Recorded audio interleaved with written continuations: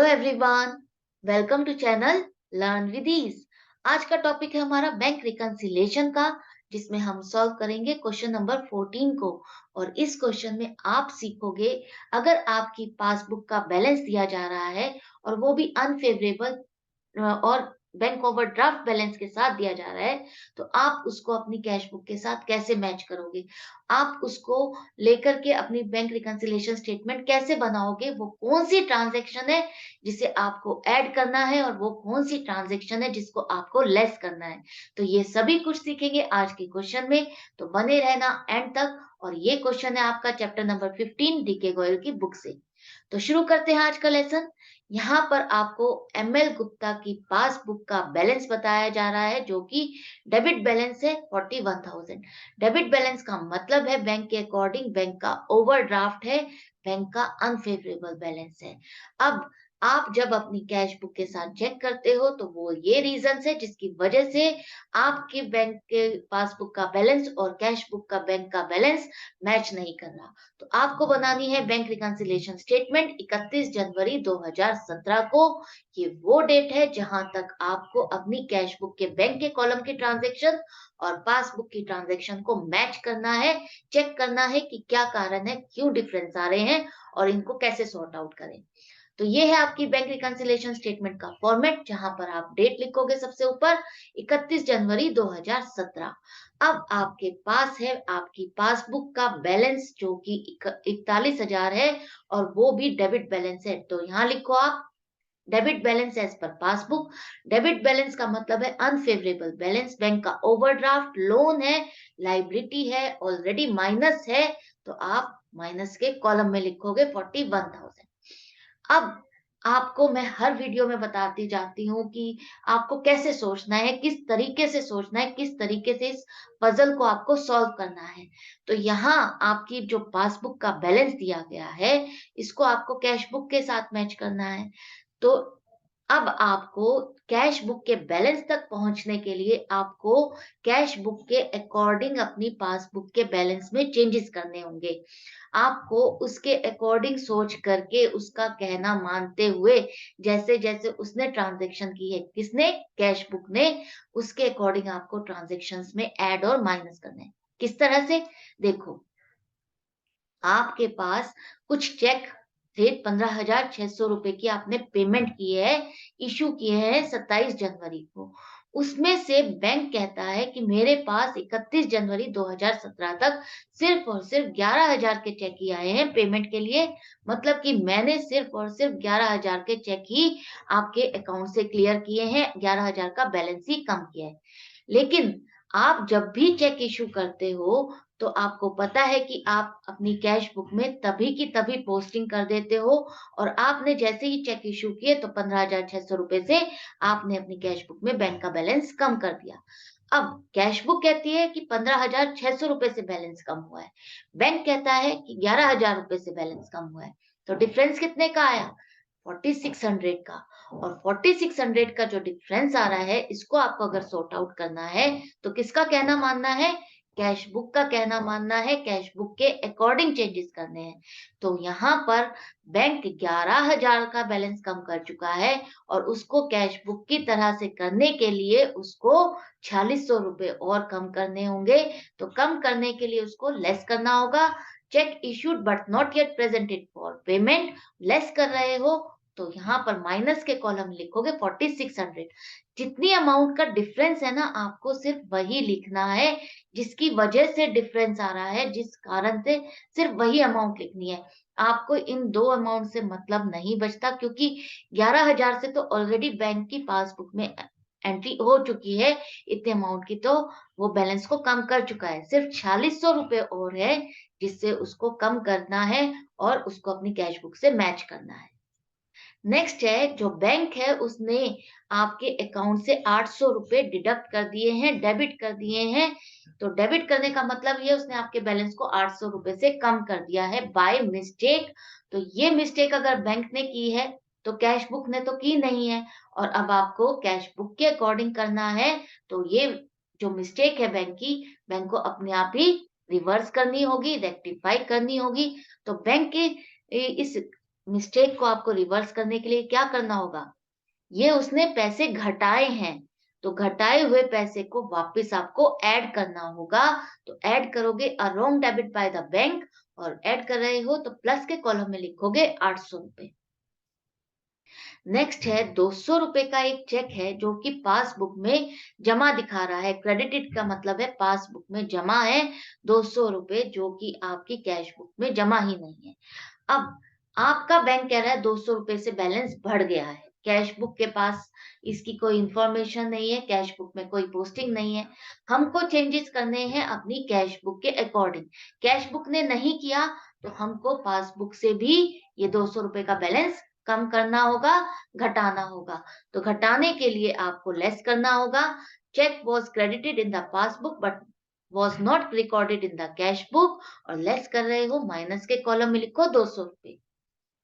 Next है आपने 21,000 रुपए के चेक जो है वो बैंक में भेजे थे कलेक्शन के लिए डिपॉजिट करने के लिए और जो कि आपका बैंक कहता है कि मेरे पास जो चेक हैं वो सिर्फ और सिर्फ 13,600 रुपए के ही जमा हुए हैं 31 जनवरी तक। जो 7,400 रुपए के चेक हैं वो तो 5 फरवरी को जमा हो रहे हैं। हमको जो डेट है वो 31 जनवरी तक की देखनी है। उस डेट तक कितने चेक जमा हुए हैं? उस डेट तक आपके सिर्फ और सिर्फ 13,600 रुपए के ही चेक जमा हुए हैं बैंक के अकॉर्डिंग। 13,600 की अमाउंट कहाँ से आ रही है? 21,000 में से अगर 7,400 को माइनस कर दोगे तो वो अमाउंट आएगी 13,600 रुपए। क्यों? क्योंकि 31 जनवरी तक अगर हम अमाउंट देखते हैं तो वो है 13,600 रुपए जिससे बैंक का बैलेंस बढ़ गया है। लेकिन आप क्या करते हो जैसे ही कोई चेक आता है और आप अपने बैंक में भेज देते हो तो कैश बुक में एंट्री कर देते हो और वहां पर 21,000 रुपए से बैलेंस बढ़ा देते हो। तो आपकी कैश बुक कह रही है 21,000 का बैलेंस बढ़ गया है और आपका बैंक कह रहा है सिर्फ और सिर्फ 13,600 रुपए से ही बैलेंस बढ़ा है। बाकी का बैलेंस तो मैंने फरवरी में किया है। तो आपको किसके अकॉर्डिंग करना है?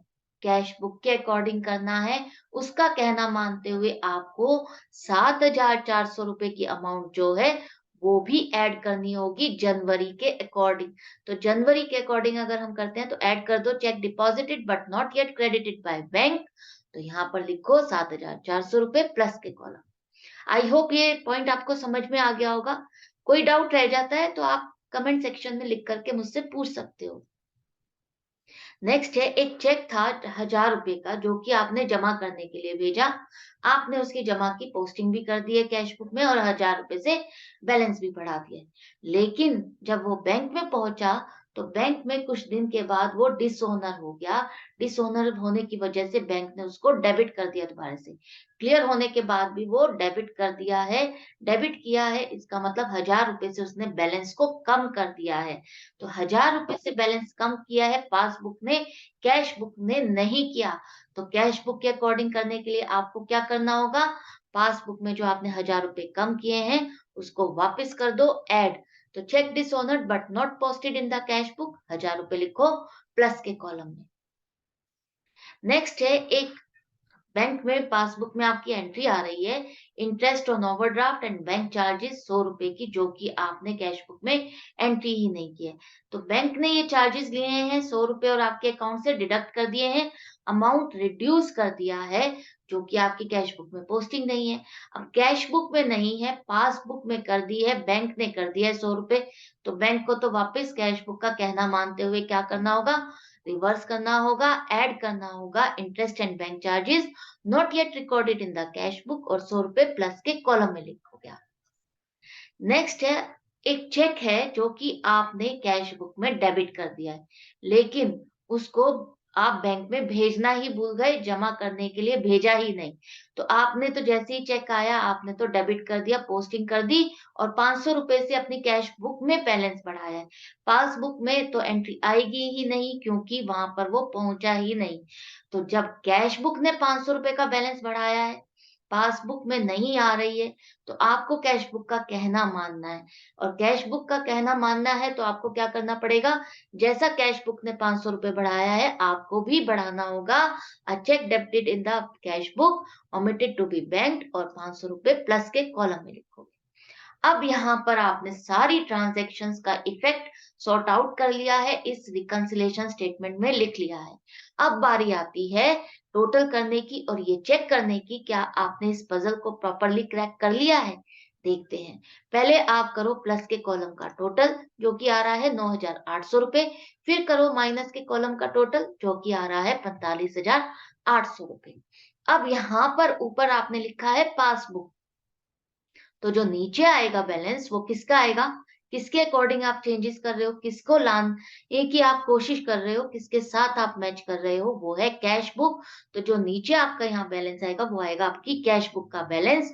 और कौन सा बैलेंस आएगा, डेबिट आएगा या क्रेडिट आएगा, फेवरेबल आएगा या अनफेवरेबल आएगा, कैसे पता करोगे। अब तक आपने अगर मेरी लास्ट वीडियोस देखी है तो आपको अच्छे से समझ में आ गया होगा कि यहाँ पर कौन सा बैलेंस आएगा। यहाँ पर आपका आएगा unfavourable balance as per cash book, जो कि होगा credit balance as per cash book. क्यों? क्योंकि जब प्लस के कॉलम का टोटल ज्यादा होता है तब वो फेवरेबल बैलेंस होता है, और माइनस के कॉलम का टोटल ज्यादा होगा तो वो अनफेवरेबल बैलेंस होगा। अब यहाँ पर आपके माइनस के कॉलम का टोटल ज्यादा है, वो भी 36,000 रुपए से, तो आपका वो अनफेवरेबल बैलेंस है, credit balance as per cash book हो जाएगा 36,000 रुपए। तो अब अगर आप अपनी कैश बुक से मैच करोगे तो आपको यही बैलेंस मिलेगा, और आपने इस पजल को क्रैक कर लिया है, आपके मार्क्स पक्के हैं। तो ये क्वेश्चन आपको समझ में आ गया होगा, इंटरेस्टिंग भी लगा होगा। और कोई चीज जब भी कोई मुश्किल होती है, अगर आप उसको इजी बनाना चाहते हो तो बस उसको इजी सोचो, उसको एक स्टोरी की फॉर्मेट में करो, उसको आराम से खेल की तरह से करो, तो ये प्रॉब्लम भी सॉल्व हो जाएगी। तो मैं मिलूंगी आपसे नेक्स्ट वीडियो में नेक्स्ट क्वेश्चन के साथ।